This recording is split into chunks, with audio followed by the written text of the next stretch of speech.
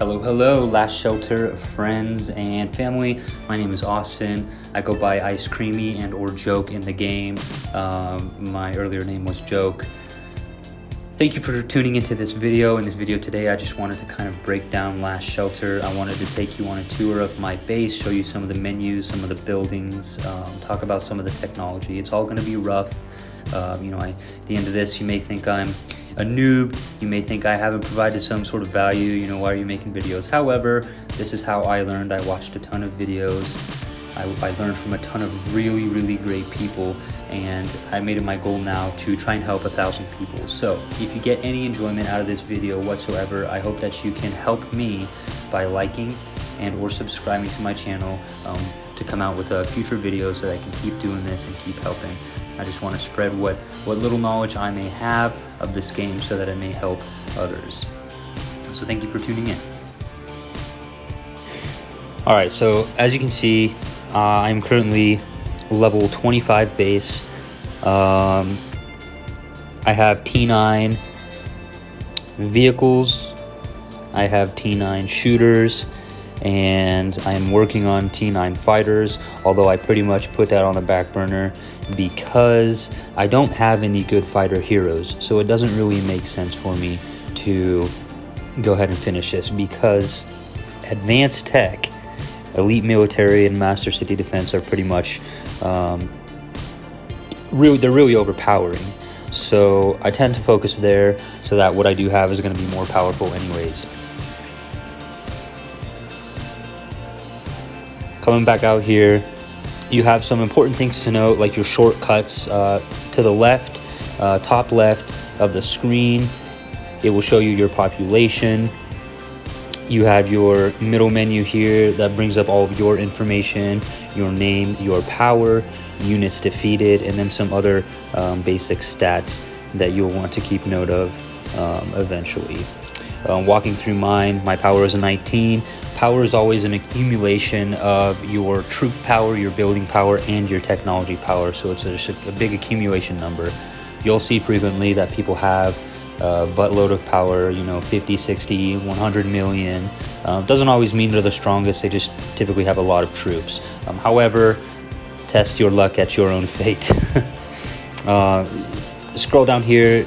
I was lucky enough to be appointed the Justice this week. Justice is a nice buff. It gives you attack, it gives you marching speed, and it gives you HP. HP is crucial because HP is something you cannot counter.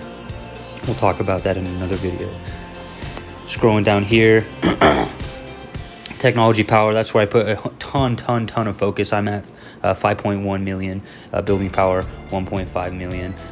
It's pretty normal to see a big discrepancy in numbers like that. Total construction vehicles, moving down, etc. Total battles won, units defeated, units killed, units healed, all numbers for you to be aware of, regardless. Coming back out here, we have our shortcut to the diamonds menu. You can buy a lot of stuff with diamonds, a lot of stuff. You can buy resources, you can buy speed ups, you can buy teleports, march accelerations for those of you who have shooters and know how slow they are compared to vehicles. Defensive components, war horns, alloy barrels, all stuff that's going to help you upgrade your tower, your garrison, and other stuff. You have your buffs, your shields. Here's your resources. Also, you can buy parts chests. This will be crucial when we talk about building gold parts, which should be everybody's goal. You can use diamonds and VIP points in the VIP store to purchase purple boxes. You then combine those materials and then you can craft gold parts. We'll walk through that at a later time. Moving back out here, shortcuts to the left of the screen, you have that hammer and wrench. That's just going to be all your construction vehicles. I think you can have up to 7, 8, it looks like. I have currently 6. I always try to keep one free because I don't want to spend 200 diamonds to recall him in the case that, say, an hourly challenge comes around and I know I'll be able to hit it, but I don't have any construction vehicles available. At that point you could use diamonds to just automatically upgrade it, but sometimes I don't want to. I always recommend that you send your people out to explore 24/7. Whether it's normal exploration or advanced exploration, it's pretty crucial that you have your people exploring, and here's why. Because if you go into this other sub-menu, you click on the briefcase here, you can see that bombs, gems, tires, fossils, and cloths will all give you cash. You can sell them here for cash. So for instance, I had about 5,000 gems, I think, last night, and I needed the cash to cook some chips at the chip factory, so I sold them and it gave me like $11 million. So I think I accumulated that in a little over a week, maybe two. Anyways, come down here. Here's your tech, basic overview of my tech. I'm pretty far advanced, although I'm nowhere near close to being finished. I think max tech power is like 12 million. I'm at 5 million, so I'm about halfway there. Once you start getting into these advanced techs, elite military, the master city defense, you unlock it at level 25. These are some pretty serious tech buffs, and if you can make it to the bottom, you can even see. So increase your shooter siege defense by up to 20%, increase your attack, and a huge one is increase your shooter HP, because HP, like I said previously, it can't be countered. It's an important stat that we want to pay attention to. Primary focus, if you guys are just starting out this game, knock out these top 3 techs: the rapid production, the base development, the basic combat, and kind of work your way down from here. If there's one technology from the get-go that I would recommend putting all of your focus into, it's going to be this third row down, zone commemoration. Zone commemoration is probably the most important technology, important task of this entire game. And here's why. Because it gives you tons of rewards, tons of diamonds, and tons of cash. If you can make it to the bottom, and it will take you some time, especially if you don't spend, but that's okay. I started I think like 6, maybe 8 months ago in this game, and I have invested. I hate to say an investment because there's not really a return on investment, but I have spent on this game a little bit. In fact, this is one of the things I spent on. However, on the flip side of that, people that do not spend have got this tech already. So it may take you 6 months, is what I'm trying to say, but it will be worth it regardless of if you spend or not. You can see this bottom reward, one more reward. Basically, in Clash of Zones, which we'll talk about in another video, your goal is to get a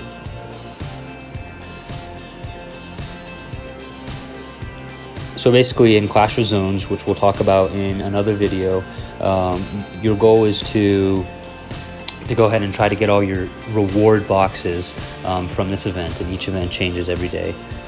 But if you can look here, so advanced rewards, just drop down right here, you can unlock another tier of rewards. So you'll have one tier of a blue, purple, and gold box being the best.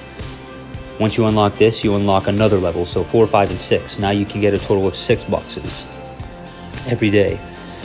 Once you unlock super rewards right here, you can unlock 7, 8, 9. So then you can go to 3 tiers, unlock all 3 and all 9 boxes. You can get 9 boxes total a day, and that's crucial. Work your way all the way down. You start accumulating with all these different tasks. You'll get more points. You accumulate more points by doing the same thing. Score gain from exchanging wisdom medals. I increased it 100%. Coming down here too, increase all points received from Clash of Zones 200%. So the lower you get on this, the further progress you are, the more points you start to get for doing these like challenges and these events every day.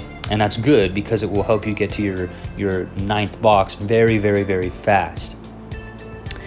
Last but not least, on the bottom here, which is hands down why this tech is the most important technology, is because of this one more reward. You'll get double rewards when claiming single player zone rewards. So all 9 boxes you get, for instance, in a day, once you unlock this technology, you'll literally double what you get. So whatever's in that gold box, you'll get double. And it's important because in that last gold box, I'll show you right here. In this last gold box, there are a ton of courage medals, and courage medals are basically the nemesis to this game, that and chips. Without courage medals, you won't be able to unlock T9 troops. Without courage medals, you definitely won't be able to do advanced technology. So it is in everybody's best interest, if you're trying to be strong and if you're trying to progress fast, that you do this technology. Don't do anything else that involves courage medals, at least. For instance, don't start working on zone conflict. Don't do fighter training, shooter training, vehicle training. Don't do any of these techs unless they don't require courage medals. If they require courage medals, just spend them on zone commemoration, because you will be thankful when you complete it. It changes the game and you will skyrocket in levels.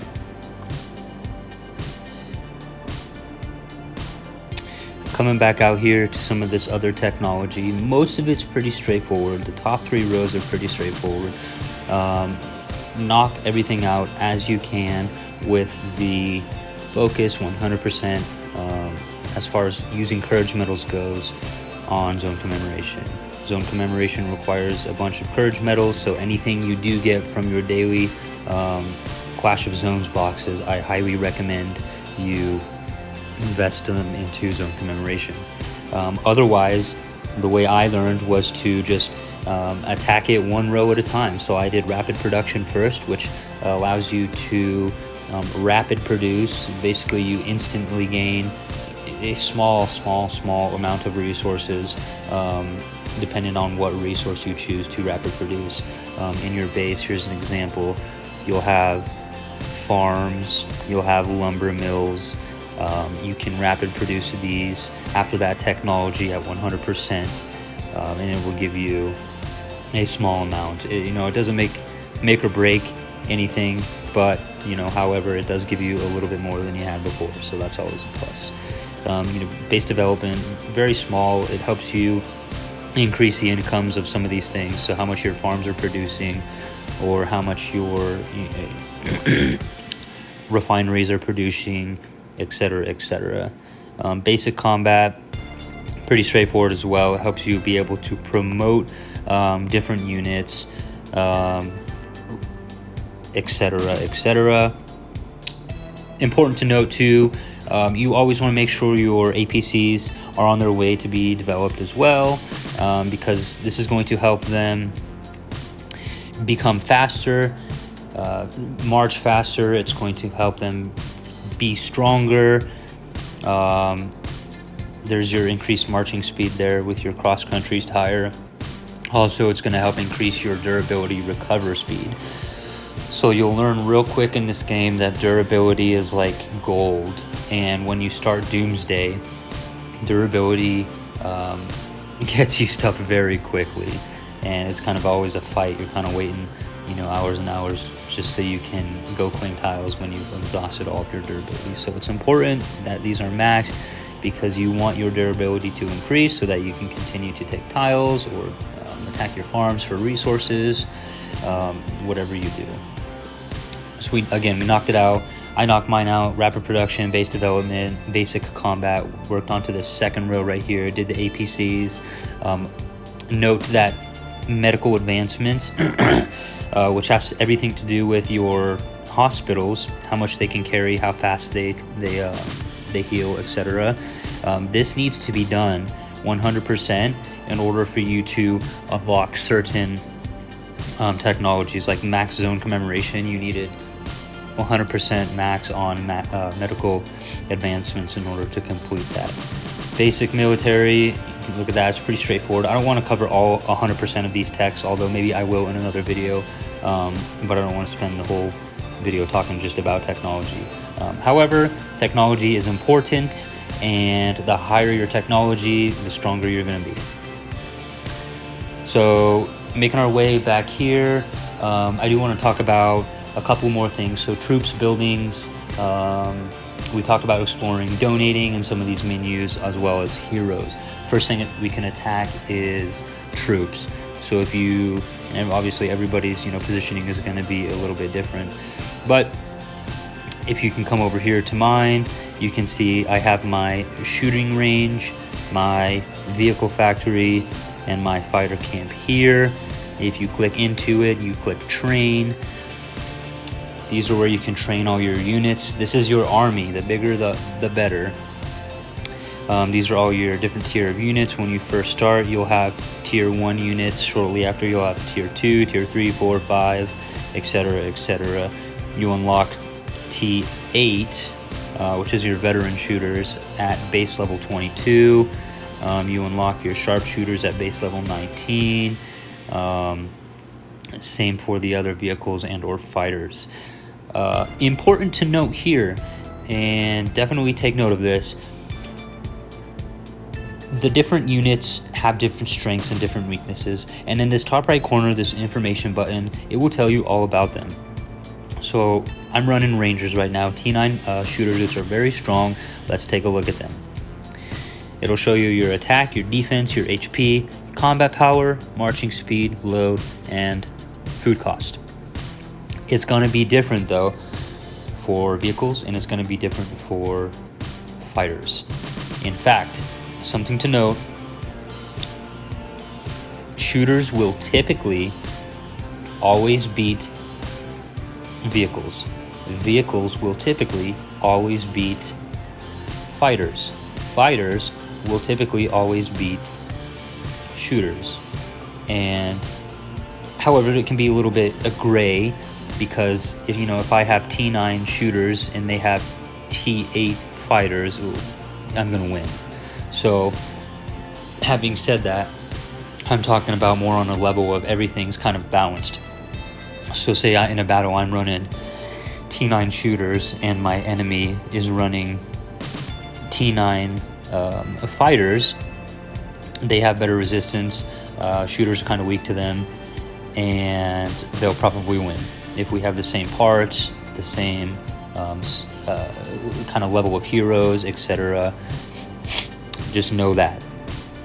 It's important to note, because when you're doing your kill event on Fridays, it is for us, that you can counter people, and if you're strategic, you'll typically lose less battles. Not everybody knows about these units and their weaknesses, so definitely pass that on, or keep it to yourself and use it to your advantage. It doesn't matter. Back out to the base, I want to cover a little bit of these buildings. Each building serves its own individual purpose. Most are important, however, some are pretty unnecessary. Obviously, your shooting range, your vehicle factory, and your fighter camp are the most important, or one of the most important, because that's how you train your troops. The higher level that these are, the higher level that you can the higher level and higher tier you can train troops. You have your command center, which is, if you click on troops, this is where you can upgrade troops. You can upgrade or enhance them if you have unlocked that technology. To the left here, you have your class barracks, your barracks for your other 3 APCs as well. Your class barrack, important to note, the class barrack, if you are a raider only, is the only APC that can plunder money, which will become crucial in your later levels, especially at level 25, because you'll find that this game is a cash hoarder. So, as an example, I have unlocked some of these advanced warfare buildings, and to upgrade from level 22 to level 23 my vehicle enhancement center, which will give me increased combat speed, it cost me 25,000 chips. So I go over here to my chip plant. Oops. And you can see they're always going to be cooking. I always recommend make chips and make energy cores. It takes it'll take me 368k to finish filling this up. However, if I was at 0, it would take me about $1.2 million per chip plant to fill it all the way up from 0. So I guess, long story short, I go through about like